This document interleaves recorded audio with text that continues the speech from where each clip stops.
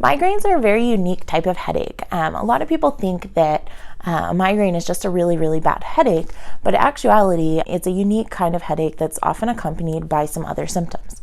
We're going to talk a little bit about that today and help you try to identify if you're suffering from a migraine and some ways that you can help to identify the triggers that may be causing it so that we can get you feeling better and not suffering from migraines forever.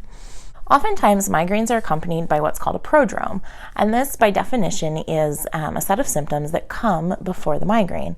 And so these tend to present within a day or two leading up to a migraine attack. Common prodromes include constipation, mood changes, food cravings, neck stiffness, increased thirst or urination. The tricky part is these things are often subtle and usually are masked by other things going on in your life. So you wake up with a stiff neck, it's like, I slept funny, and it's easy to write these symptoms off as something else when in all actuality, it's your body's way of warning you of, hey, there's a migraine on its way.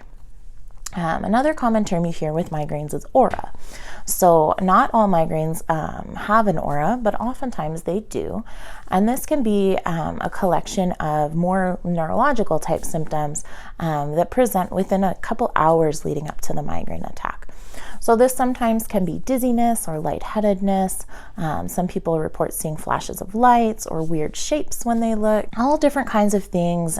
You can see people that have some difficulty speaking or formulating words, some visual changes, all sorts of things. These symptoms in and of themselves can be kind of scary. A lot of times they mimic some pretty serious things. You may be a little freaked out, especially if you've never experienced it before. So if you're ever not sure, go to the doctor, go to the hospital, go get looked at, make sure that we're not fighting something bigger. But like I said, if you've had migraines before and you've experienced an aura, these things tend to be pretty common to you. The fortunate side is they can last from a couple seconds up to an hour, but that's a little unusual for them to last that long. Like I said, the aura will be present usually in the hours leading up to the migraine attack. So it's another warning sign from your body of, hey, something else is coming. So next comes the actual migraine or the migraine attack. And these can actually last sometimes just a few hours, up to a few days, unfortunately, especially if they go untreated. Migraines are often a sharp or achy pain that's present either on one side or both sides of the head. A lot of people, when they're in a migraine attack, describe some additional symptoms such as dizziness, lightheadedness, sensitivity to sight or sound, or smells, or also we see a lot of nausea and vomiting along with a migraine. So it can be very uncomfortable. Usually if you're experiencing a migraine attack, you're not up and out and about going about your day. Most people are confined to a small, dark, quiet space to let the migraine pass. And the hard part about treating migraines is we have to figure out what's causing them. So we as a medical community still know very little about migraine headaches and what brings them on. So this is where we come in, and we're going to have some tips today of how to identify what might be bringing on your migraines so that we can help get them go away. So one of the common things, and you'll hear this a lot, is we want to identify the trigger.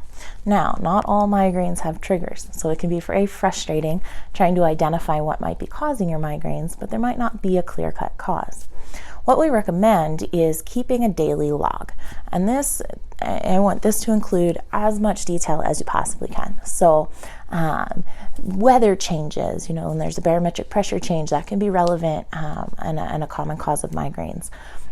What food you're eating and drinks you're drinking, there's certain things in different foods that we consume that may be triggering migraines. How much sleep you had, where your stress level's at, all those kinds of things can be very, very relevant. So talk to us. If you feel like you're suffering from migraines, let us know, and we can help kind of guide you in what things you should be tracking so that we can help identify what those migraine triggers are.